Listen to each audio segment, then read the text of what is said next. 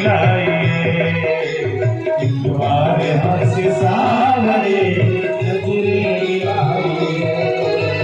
नजरे मिला के श्याम जरा मुस्कुराइए, नजरे मिला के श्याम जरा मुस्कुराइए। एक बार हमसे सावरे नजरे मिलाइए, एक बार हमसे सावरे नजरे मिलाइए। यूं तो मैं अपने आप को तेरे चरणों में रख दिया, यूं तो मैं अपने आप को तेरे चरणों में रख दिया। दुनिया हमारी आप है इतना समझ लिया, दुनिया हमारी आप है इतना समझ लिया। अब आप अपने हाथ से उसको सजाइए, अब आप अपने हाथ से उसको सजाइए। एक बार हमसे सावरे नजरे मिलाइए, एक बार सावरे नजरे मिलाइए, एक बार हमसे सावरे नजरे मिलाइए। आहा नजरे मिलाइए, आहा नजरे मिलाइए, आहा नजरे मिलाइए। कुब्जा ने जब निवेदन किया, भगवान ने कहा अभी नहीं, तुम्हारे मनोरथ को मैं बाद में पूरा करूंगा। तो बाद में कुब्जा के यहाँ जाते हैं। बाद में अक्रूर जी के भी यहाँ गए। अक्रूर जी ने भी कहा कि मेरे यहाँ आप चलो रहो। भगवान ने कहा नहीं नहीं, अभी मामा जी के यहाँ आया हूँ। अब आगे बढ़े।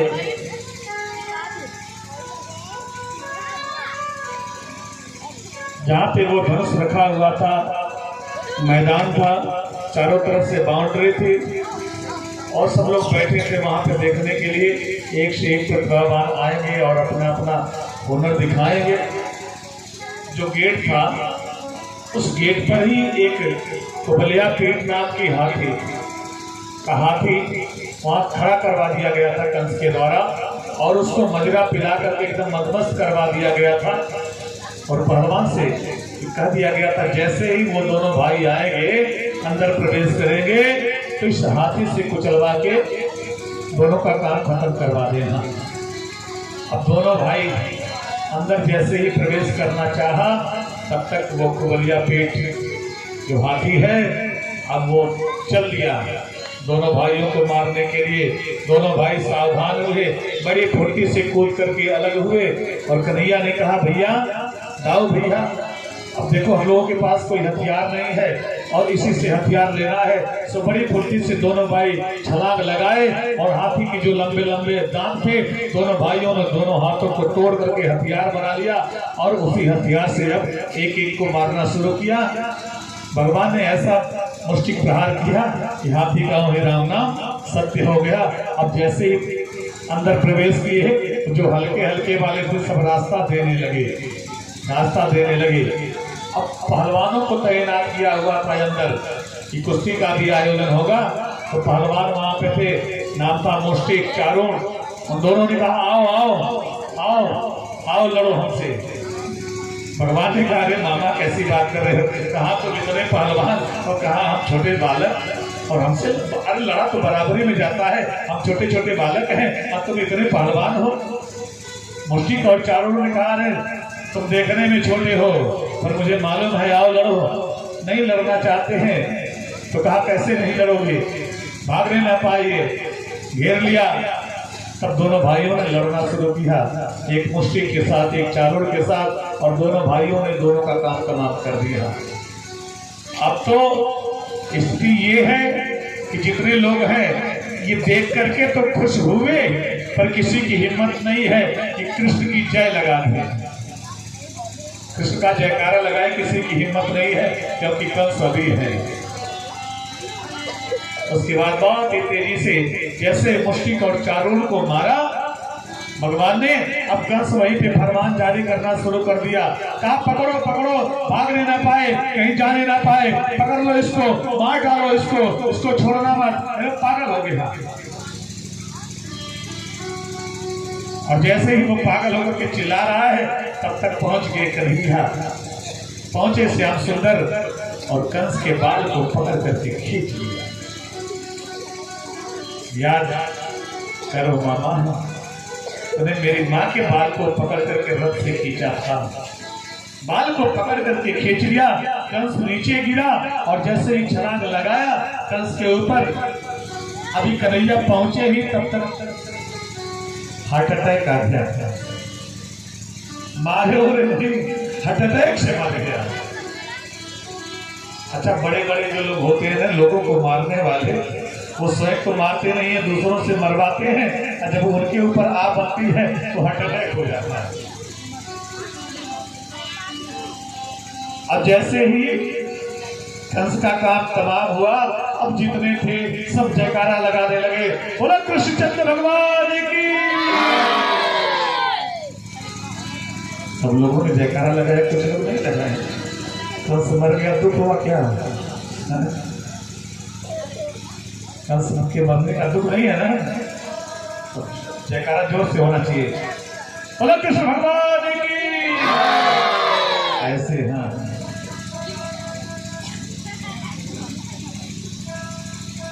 अब जो जेल में थे, कंस ने अपने पिता को जेल में रखा था, तो जेल से बाहर किया और राज दिया। कार्य ने मुझे राजपाट नहीं करना, हम देखभाल हम करेंगे, सिंहासन पे आपको बैठना है। और वहीं से गए कन्हैया गुरुकुल में अध्ययन किया, संदीपन मुनि के यहाँ। वहीं पे एक मित्र हुए, सुदामा से मित्रता हुई।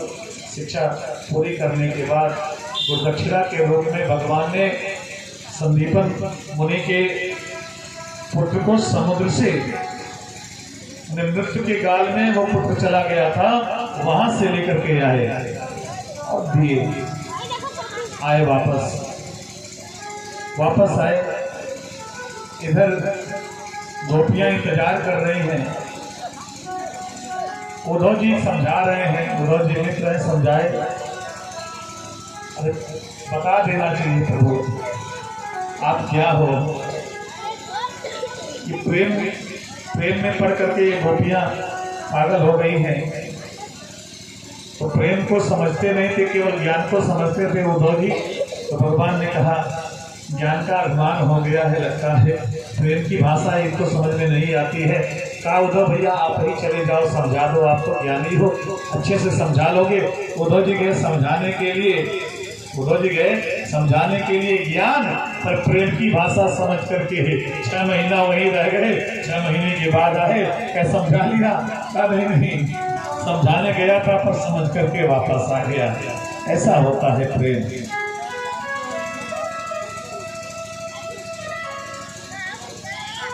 कंस की मृत्यु के बाद कंस की जो पत्नियां हैं, अष्टि और प्राप्ति 2 पत्नियां हैं, वह जरासंध की बेटी हैं। दोनों गई अपने मायके जरासंध से कहीं। जरासंध ने जब अपने दामाद की मृत्यु को सुना तो क्रोधित हुआ और सेना तैयार की। 23 अक्षौहिणी सेना तैयार करके आक्रमण बोल दिया। तो दोनों भाइयों ने मिलकर के सारी सेनाओं को मार डाला और जरासंध को छोड़ दिया कि ये दुष्ट है।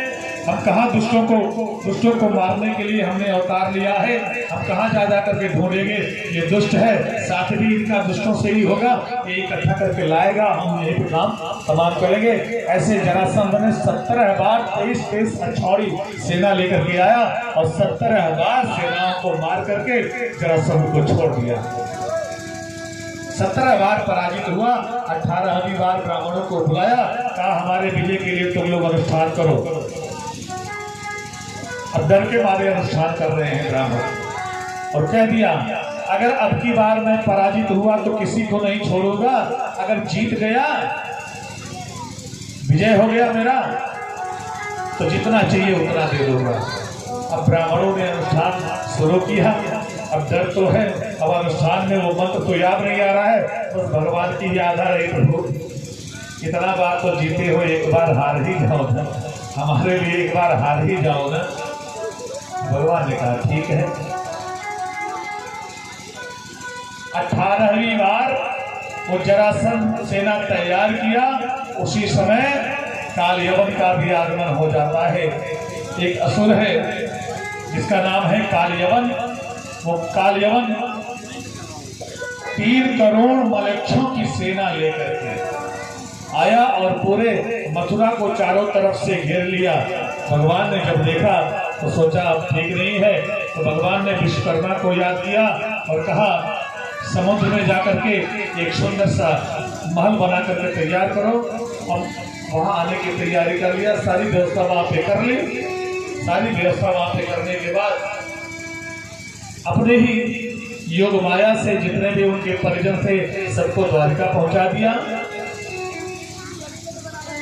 और ये जब कालयवन चला नारद जी के कहने पर, नारद जी से मिला कालयवन, कहा हाथ में खुजली हो रही, आओ थोड़ा सा 2 हाथ उधर ले। नारद जी ने कहा लड़ना नहीं आता है, जाओ मथुरा में एक है तुम्हारी खुजली को मिटा देंगे और कोई मिटाने वाला नहीं है। तब कालयवन आया वहां पे तो भगवान धीरे से निकल पड़े। धीरे से बलराम जी से कहा भैया आप यहाँ संभालो और मैं इधर निकलता हूँ, और धीरे से निकल पड़े। भागते रहे, कुछ दुर्भाग्य पीछा कर रहा है कालिया, अरे रुको रुको रुको, तुम्हारे बारे में हमने बहुत सुना है, तुम ही एक बलवान हो जो हमसे लड़ सकते हो, तुम बलवान हो, भाग क्यों रहे हो, रुको तो सही। पर थोड़ा सा रुकते हैं, जैसे करीब पहुंचता है फिर भाग जाते हैं, ऐसे रुकते हैं फिर भागते हैं। भागते भागते एक गुफा में चले गए और गुफा में एक लोग सो रहे थे, अपने पीताम्बरी को उड़ा दिया। और वो कालयवन जब पहुंचा अंदर तो कालयवन ने देखा हो भगोड़े कहीं के, रणछोड़ कहीं के, यहाँ आके छिप गया है, सो रहा है। बस चरण से जगा दिया, चरण से मारा, जैसे ही जो सो रहे थे वो जग गए। और उनके जगने पर जैसे ही आंखें खोली, सामने कालयवन जल करके भस्म हो गया। ये भगवान को मालूम था, भगवान को मालूम था और कालयवन को ये वरदान था, इसलिए लेकर के वही गए गुफा में, भस्म हो गया। वो कौन थे? वो रघुवंश में एक राजा थे जिनका नाम था मानधाता, और मानधाता के पुत्र थे मुचकुंद। देवासुर संग्राम में मुचकुंद ने लड़ाई लड़ी थी। जब देवताओं की विजय हुई तो मुचकुंद से भगवान ने कहा कितना सहायता आपने किया है, बताइए क्या चाहिए। कहे थक गए हैं तो इसमें हम आराम करना चाहते हैं और हमारे आराम में कोई विघ्न न डाले। भगवान ने कहा ठीक है, आप जाके फला गुफा में आराम करो, प्रवर्षण पर्वत का गुफा है, आप आराम करो वहां जाकर के। अगर आपके सोने में कोई भी विघ्न डालेगा तो आपके दृष्टि से जल करके वो भस्म हो जाएगा। तो ये भगवान को मालूम था, इसलिए वहां चले गए। भगवान ने दर्शन दिया, मुचकुंद का उद्धार हुआ। फिर भगवान वापस आए। वापस आने के बाद तब तक देखा ये जरासंध भी 18वीं बार 23 अक्षौहिणी सेना लेकर के चल दिया है और ब्राह्मण लोग उधर अनुष्ठान कर रहे हैं। भगवान ने सोचा अगर अब की बार इसका विजय नहीं हुआ तो ये ब्राह्मणों को छोड़ेगा नहीं। तो भगवान ने रथ पे बैठ करके दोनों भाई सबको तो पहुंचा दिया अपनी योग माया से द्वारिका और निकल पड़े। रथ छोड़ करके पैदल भागे और दौड़ते दौड़ते दौड़ते दौड़ते जाकर के प्रवर्षण पर्वत पर चढ़ गए। जरासंध ढूंढ करके थक गया, नहीं मिले। प्रवर्षण पर्वत कौन है? जहां हमेशा वर्षा होती रहती है। जब नहीं मिले दोनों भाई तो जरासंध ने वो लकड़ी चारों तरफ से इकट्ठा करवा के उसमें आग लगा दिया। अब वो प्रसन्न होकर के आया और देवताओं को खूब इनाम दिया, पुरस्कार दिया। अब की बार वो जीता है। भगवान संतों के लिए, ब्राह्मणों के लिए रणछोड़ भी बनने को तैयार है।